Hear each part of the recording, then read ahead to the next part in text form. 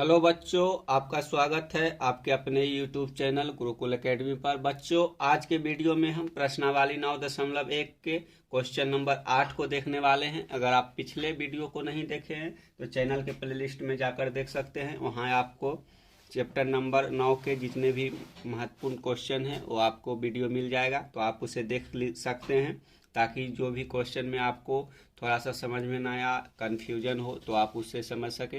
Video को अंत तक जरूर देखिएगा। इस वीडियो में हम क्वेश्चन नंबर 8 और क्वेश्चन नंबर 9 को सॉल्व करने वाले हैं। तो चलिए देखते हैं क्वेश्चन नंबर 8 में क्या पूछा गया है। तो क्वेश्चन नंबर 8 है, इसमें पूछा है कि एक पेडस्टल के शिखर पर 1.6 मीटर ऊंची मूर्ति लगी है। भूमि के एक बिंदु से मूर्ति के शिखर का उन्नयन कोण 60 डिग्री है और उसी बिंदु से पेडस्टल के शिखर का उन्नयन कोण 45 डिग्री है। पेडस्टल की ऊंचाई ज्ञात कीजिए। यानी कि जो पेडस्टल है उसके ऊपर एक मूर्ति लगी हुई है जिसकी ऊंचाई 1.6 मीटर है। आप इस चित्र से समझ सकते हैं कि किस प्रकार का हमें फिगर बनेगा। तो आप इस फिगर को अपने कॉपी में जरूर बनाइएगा। मान लीजिए कि ये डी से सी एक पेडस्टल है जिस पर 1.6 मीटर की ए से डी एक मूर्ति लगी हुई है, और जो पेडस्टल है, पेडस्टल के शिखर के साथ जो उसके भूमि पर एक बिंदु बी है, उससे लगे भूमि से पेडस्टल के ऊपर लगी मूर्ति के शिखर का उन्नयन कोण 60 डिग्री है, और तथा जो पेडस्टल है उसके शिखर से उन्नयन कोण 45 डिग्री है। तो इस प्रकार के जो क्वेश्चन है, क्वेश्चन नंबर 7 में देखे थे, तो उसी प्रकार से इस क्वेश्चन को भी सॉल्व करेंगे और देखेंगे कि पेडस्टल की ऊंचाई कितनी है। तो यहाँ हम इस चित्र को बना लिए हैं, तो इस चित्र को आप अपने कॉपी में जरूर बनाइएगा ताकि आपको इस चित्र से समझ में आ सके कि किस प्रकार से हमको क्वेश्चन को सॉल्व करना है। तो चलिए इसको सॉल्व करते हैं। तो यहाँ सॉल्व करने के लिए हम जो फिगर में बनाए हैं पहले उसको लिख लेंगे।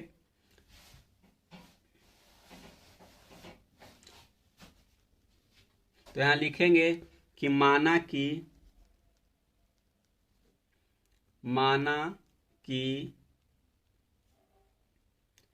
पेडस्टल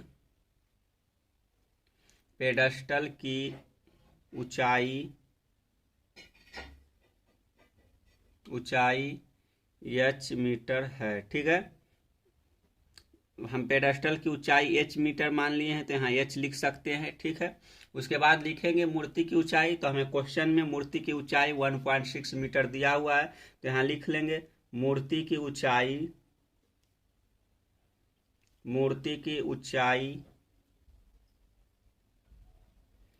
बराबर, यानी कि मूर्ति की ऊंचाई AD है तो AD लिखेंगे, AD बराबर 1.6 मीटर है। ठीक है, आगे लिखेंगे। अब आगे हम जिस त्रिभुज में चलने वाले हैं उसको लिखेंगे। आप मन करे तो थीटा के स्थान पर 60 डिग्री और 45 डिग्री भी लिख सकते हैं, लेकिन कोई ज़रूरी नहीं है। हम आगे इसको किस प्रकार से सोल्व करेंगे उसको समझना महत्वपूर्ण है। तो यहाँ लिखेंगे समकोण त्रिभुज। अब जिस त्रिभुज में हमको काम करना है उस त्रिभुज में पहले लिखेंगे। तो यहाँ लिखेंगे समकोण त्रिभुज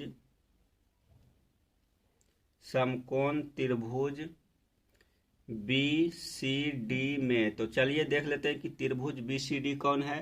तो यहाँ हो गया BCD, यानी कि जो छोटा वाला त्रिभुज है उसको पहले हम देखेंगे। तो छोटा वाला त्रिभुज में जो पेडस्टल है इसकी ऊंचाई हम h माने थे, और इसी h को लेते हुए हम आगे बढ़ेंगे। तो आगे हम यहाँ पेडस्टल की जो ऊंचाई है वह लंब है और इसके बेस को ज्ञात करना है। तो हमको बेस और आधार वाले, यानी कि बेस और लंब वाले फार्मूला का प्रयोग करना है। तो लंब और आधार जिस त्रिकोणमितीय अनुपात में आता है वो tan थीटा है, तो हम tan थीटा का प्रयोग करेंगे। तो यहाँ लिखेंगे tan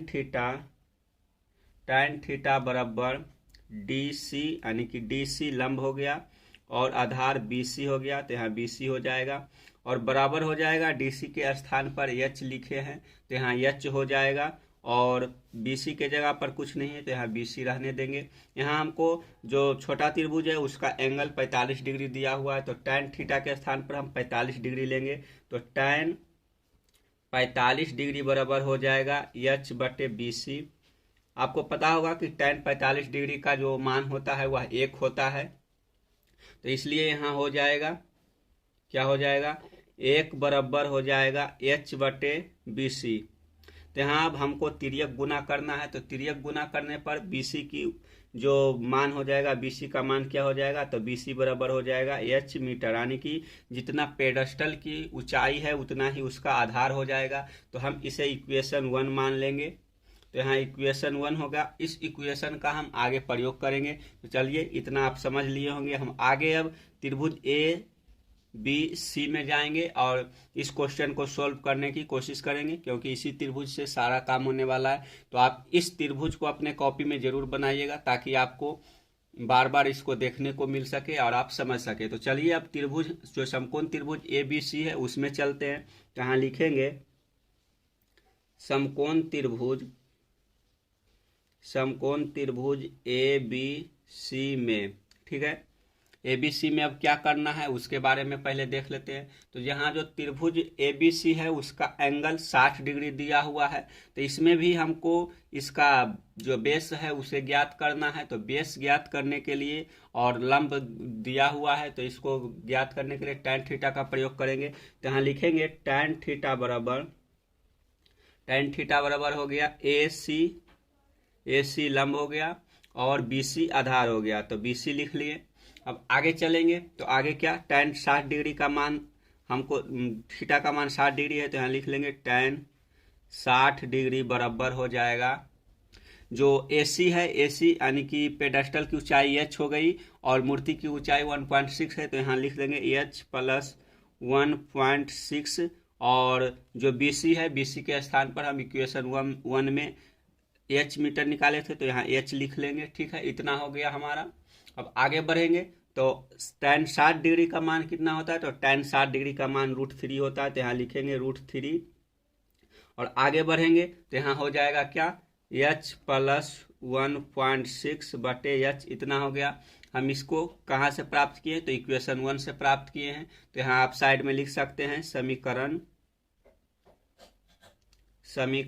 1 से, ठीक है, आप लिख सकते हैं।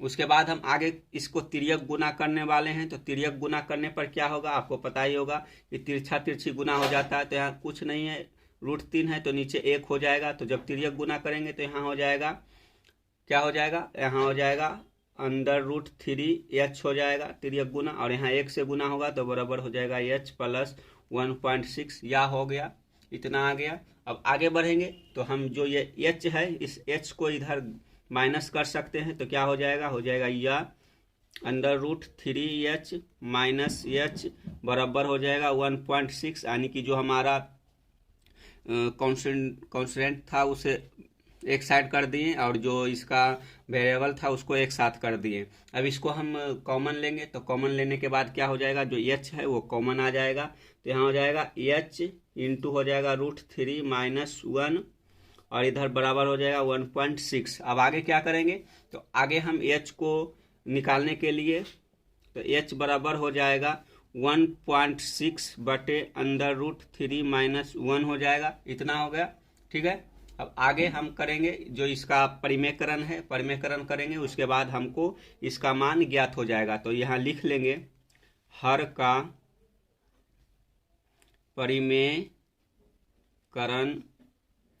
परिमेयकरण करने पर, ठीक है। तो हम हल का परिमेयकरण करेंगे, उसके बाद हमको जो ज्ञात होगा उससे हमारा आंसर निकल आएगा। थोड़ा सा ऊपर कर लेते हैं, उसके बाद इसको सॉल्व करेंगे। तो चलिए इसके हल को परिमेयकरण कर लेंगे। तो यहाँ हो जाएगा h बराबर कितना है, 1.6/√3 - 1 है। तो परिमेयकरण करने के लिए जो हर में होता है उसके अपोजिट, यानी कि हम माइनस है तो यहाँ प्लस से, यानी कि √3 + 1 से ऊपर नीचे गुना कर देंगे। तो यहाँ हो जाएगा √3 + 1 और नीचे हो जाएगा √3 + 1, इससे गुना कर देंगे, जिससे हर में √3 है वो गायब हो जाएगा और हमारा जो मान है वो निकल जाएगा। तो आगे करेंगे, तो आगे क्या हो जाएगा, अब आगे हो जाएगा, यहाँ लिख सकते हैं, यहाँ बराबर हो जाएगा। तो यहाँ गुना हो जाएगा, तो हो जाएगा 1.6 इंटू √3 + 1 होगा, और नीचे हो जाएगा a माइनस बी और a प्लस बी हो जाएगा। तो हमको a के जगह पर √3 और b के जगह पर 1 दिया हुआ है। तो a minus B into A plus B का एक फार्मूला होता है जो होता है a square plus B square. तो यहाँ हो जाएगा अंडर √3 का स्क्वायर और माइनस हो जाएगा 1 का स्क्वायर। तो आप इस फार्मूला को लिख सकते हैं। यहाँ हो जाएगा a स्क्वायर या फिर a square minus B square बराबर होता है a plus B into A minus B. तो हमको ये दिया हुआ है, हम इस रूप में लाए हैं। तो अब इसको आगे बढ़ेंगे तो आगे क्या हो जाएगा बराबर हो जाएगा। तो यहाँ हो गया 1.6 इंटू अंडर √3 प्लस 1 हो गया और नीचे हो गया √3 का स्क्वायर करेंगे तो 3 होगा और 1 का स्क्वायर 1 हो जाएगा। तो यहाँ हो जाएगा 3 माइनस 1। तो बराबर हो गया 1.6 इंटू अंडर √3 प्लस 1 हो गया और नीचे 2 हो गया। ठीक है, इतना हमारे पास निकल कर आ गया। अब इसको जब हम काटेंगे तो काटने के बाद 0.8 आ जाएगा। उसके बाद हम यहाँ लिख सकते हैं या h बराबर हो गया, h बराबर क्या हो गया, इसको काट दिए तो हो गया 0.8 इंटू √3 प्लस 1। इतना हमारा जो पेडस्टल है, पेडस्टल की ऊंचाई ज्ञात हो गई, यानी कि h निकल गया। तो h बराबर इतना हो गया, लिख लेंगे अतः पेडस्टल की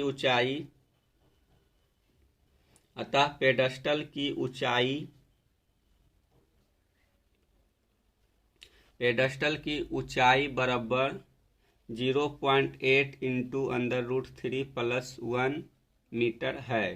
तो हमारा पेडस्टल की ऊंचाई निकल गया। तो आप इस क्वेश्चन को अगर कहीं समझ में नहीं आया हो तो वीडियो को पीछे करके देख सकते हैं। अब क्वेश्चन नंबर 9 पर चलेंगे। अगर आप क्वेश्चन नंबर 8 को अच्छी तरीके से समझ लिए हैं और वीडियो पसंद आया हो तो आप वीडियो को लाइक कर दीजिए और चैनल पर नए हैं तो चैनल को सब्सक्राइब करके बेल आइकन दबा लीजिए ताकि आपको मैथ का सारा वीडियो मिलता रहे और अपनी तैयारी को बेहतरीन करते रहें। अगर वीडियो पसंद आया हो तो दोस्तों को भी शेयर कीजिए ताकि उन्हें भी इस वीडियो से कुछ फ़ायदा मिल सके। तो चलिए क्वेश्चन नंबर 9 को देखते हैं और देखते हैं कि क्वेश्चन नंबर 9 में क्या क्वेश्चन पूछा गया है। अगर आपको एनसीईआरटी के बुक है तो उसे आप साथ में रखिएगा और उसमें जो उदाहरण का क्वेश्चन दिया हुआ है उसे साथ में ज़रूर बनाइएगा। तो चलिए क्वेश्चन नंबर 9 की ओर चलते हैं। तो चलिए बच्चों क्वेश्चन नंबर 9 को देखते हैं और देखते हैं कि क्वेश्चन नंबर 9 में क्या पूछा गया। तो पूछा है कि एक मीनार के पास बिंदु से एक भवन के शिखर का उन्नयन कोण 30 डिग्री है और भवन के पास बिंदु से मीनार के शिखर का उन्नयन कोण 60 डिग्री है। यदि मीनार 50 मीटर ऊंची हो तो भवन की ऊंचाई ज्ञात कीजिए। यानी कि हमारे पास आमने सामने एक मीनार है और एक भवन है और उसके पास बिंदु से शिखर, जो भवन का शिखर का उन्नयन कोण है वह 30 डिग्री है और मीनार के शिखर का उन्नयन कोण 60 डिग्री है। तो हमको मीनार की ऊंचाई दिया हुआ है और हमें भवन की ऊंचाई ज्ञात करना है। तो चलिए इसका फिगर किस प्रकार से बना है उसको देख लेते हैं। तो आप देख सकते हैं कि हाँ इस प्रकार से हमारे जो क्वेश्चन के अनुसार फिगर है वह इस प्रकार से बनेगा। तो आप इसे अपने कॉपी में जरूर लिखिएगा। ये भवन हो गया, ये मीनार हो गया और इसका जो भवन का शिखर का उन्नयन कोण है वह 30 डिग्री है और मीनार के शिखर का उन्नयन कोण 60 डिग्री है। तो हमको यहाँ मीनार की ऊंचाई दिया हुआ है और भवन की ऊंचाई ज्ञात करना है। तो इसके लिए हमको पहले बेस निकालना होगा, उसके बाद हम भवन की ऊंचाई ज्ञात कर सकते हैं। तो चलिए क्वेश्चन में जो दिया हुआ है और जो हम फिगर में प्रयोग किए हैं उसको पहले लिख लेते हैं। तो यहाँ लिखेंगे, यहाँ क्या लिखेंगे, लिखेंगे माना कि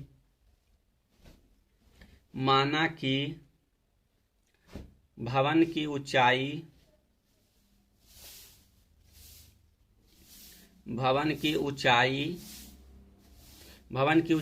DC है। तो यहाँ लिख लेंगे भवन की ऊंचाई DC बराबर h मीटर, यानी कि h मीटर हम मान लिए हैं। आगे लिखेंगे हमको जो दिया हुआ है मीनार की ऊंचाई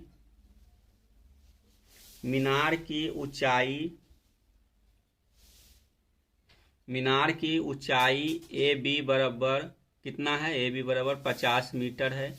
इसे लिख लेंगे। अगर आपके मन करे तो थीटा का मान भी लिख सकते हैं। चलिए यहाँ लिख देते हैं। थीटा बराबर हो गया 60 डिग्री एंड 30 डिग्री। ठीक है, तो आपको यहाँ किस त्रिभुज में चलना है, तो आपको जो त्रिभुज में दिया हुआ है मीनार की ऊंचाई, पहले उस त्रिभुज में चलेंगे और इसका बेस निकालेंगे।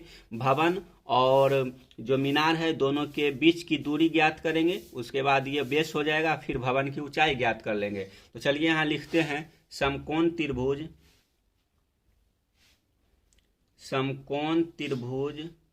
ए बी सी में। ठीक है, तो हमको यहाँ पर मीनार की ऊंचाई दिया हुआ है और बेस निकालना है। तो जो मीनार की ऊंचाई है वह लंब हो जाएगा और जो बेस है वो निकालना है। तो हमको लंब और बेस जिस त्रिकोणमितीय अनुपात में आता है उसका प्रयोग करेंगे। तो लंब और बेस जिसमें आता है वह tan थीटा है, तो tan थीटा का यहाँ प्रयोग करने वाले हैं। तो यहाँ लिखेंगे tan थीटा बराबर हो गया ए बी लंब हो गया और BC आधार हो गया। तो यहाँ BC लिख लेंगे। तो tan थीटा बराबर हो गया लंब बटे आधार। तब आगे हम tan थीटा के स्थान पर 60 डिग्री का प्रयोग करेंगे। त्रिभुज ABC में जो एंगल का मान है वह 60 डिग्री है, तो थीटा के स्थान पर 60 डिग्री का प्रयोग करेंगे। तो यहाँ लिखेंगे या tan थीटा के स्थान पर 60 डिग्री हो जाएगा। तो tan 60 डिग्री बराबर AB कितना है, तो AB 50 मीटर लिखा हुआ है, तो यहाँ लिख लेंगे और BC को ज्ञात करना है, तो BC रहने देंगे।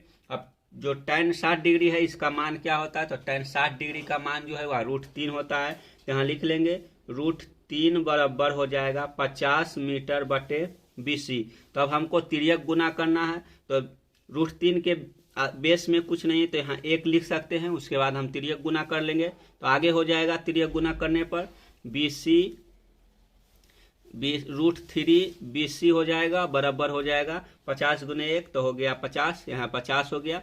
अब हमको BC निकालना है, तो BC निकालने के लिए √3 से 50 को डिवाइड करना होगा। तो यहाँ लिखेंगे BC बराबर हो जाएगा 50 बटे √3, ये हो गया। तो आप इसको इक्वेशन 1 मान सकते हैं। तो यहाँ लिख लेंगे इक्वेशन 1।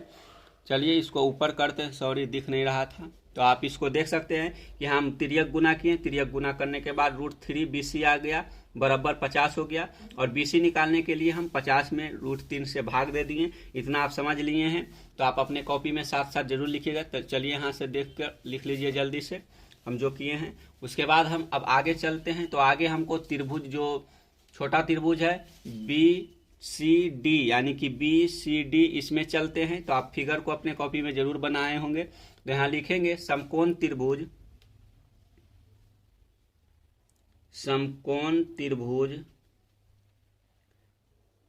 BCD में, यानी कि BCD में आपको हमको चलना है। तो BCD में जो मतलब थीटा का मान है वह 30 डिग्री है, तो यहाँ थीटा का मान 30 डिग्री प्रयोग होगा। तो यहाँ हमको बेस ज्ञात है, अब लंब निकालना है। तो अब हम बेस निकालने के लिए यानी कि जो इसका भवन की ऊंचाई है उसको ज्ञात करने के लिए tan थीटा का प्रयोग करेंगे। तो यहाँ लिख लेंगे tan थीटा बराबर हो गया DC यानी कि भवन की ऊंचाई और BC यानी कि जो इसका बेस है वो। तो अब यहाँ लिखेंगे tan थीटा के स्थान पर 30 डिग्री हो जाएगा। तो यहाँ tan 30 डिग्री बराबर हो गया DC क्या है, तो DC भवन की ऊंचाई है जो कि H माने हैं, तो यहाँ H लिख लेंगे। और BC हमको इक्वेशन 1 में अभी निकल कर आया था 50 √3, तो इसको हम यहाँ लिख सकते हैं 50 √3, या फिर आगे हम इसको प्रयोग करेंगे। तो चलिए यहाँ लिख लेते हैं, BC अभी रहने देते हैं, आगे लिखेंगे। यहाँ लिखेंगे tan जो 30 डिग्री है, tan 30 डिग्री का मान होता है 1/√3। तो यहाँ 1/√3 लिख लीजिए और बराबर हो जाएगा H बटे BC के जगह पर क्या हो जाएगा, BC के स्थान पर 50 बटे √3 हो जाएगा। ठीक है, इसको हम आगे अब सोल्व करेंगे। तो आगे क्या करेंगे, तो आगे हो जाएगा BC बराबर क्या हो जाएगा, यहाँ जो BC था उसके स्थान पर अभी BC रहने देते हैं, क्योंकि अभी से करेंगे तो ये ज़्यादा लॉन्च हो जाएगा, तो BC रहने देते हैं। उसके बाद तिर्यक गुना कर लेते हैं। तो तिर्यक गुना करने पर क्या हो जाएगा, तो यहाँ हो जाएगा BC बराबर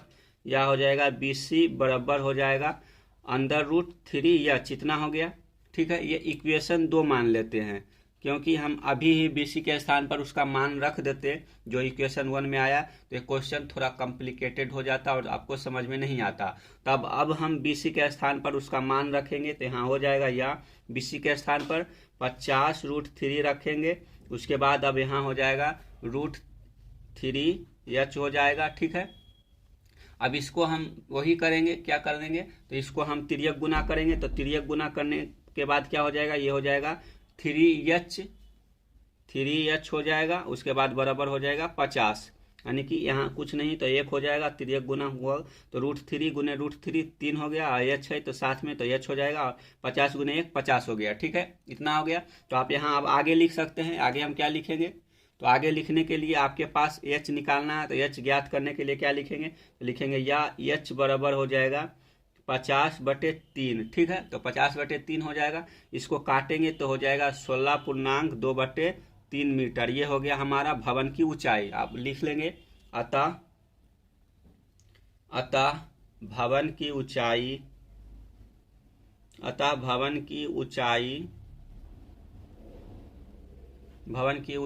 हो गया। भवन की ऊंचाई क्या है, भवन की ऊंचाई DC है, सॉरी DC बराबर हो गया 16.2/3 मीटर। इतना भवन की ऊंचाई निकल गया। तो आप इस क्वेश्चन को अच्छी तरीके से समझ लिए होंगे। तो आप वीडियो को अंत तक देखें, इसके लिए धन्यवाद। आप इस वीडियो को अपने दोस्तों के साथ शेयर कीजिए और उन्हें भी इस वीडियो का जो फायदा है उन्हें भी पहुंचाइए। तो चैनल पर नए हैं तो चैनल को जरूर सब्सक्राइब कीजिएगा। हम चैनल को इसलिए सब्सक्राइब करने के लिए बोलते हैं क्योंकि हमारा परिवार जितना बड़ा होगा उतना आपके लिए अच्छा होगा, और आपके लिए हम इस प्रकार के कंटेंट अच्छी तरीके से प्रोवाइड करते रहेंगे। क्योंकि आप जितना हमको सहयोग कीजिएगा उतना हमारा मोटिवेशन बढ़ेगा और हम आपके लिए इस प्रकार के वीडियो बनाते रहेंगे। तो चलिए देखते हैं एक नए वीडियो के साथ, तब तक के लिए धन्यवाद।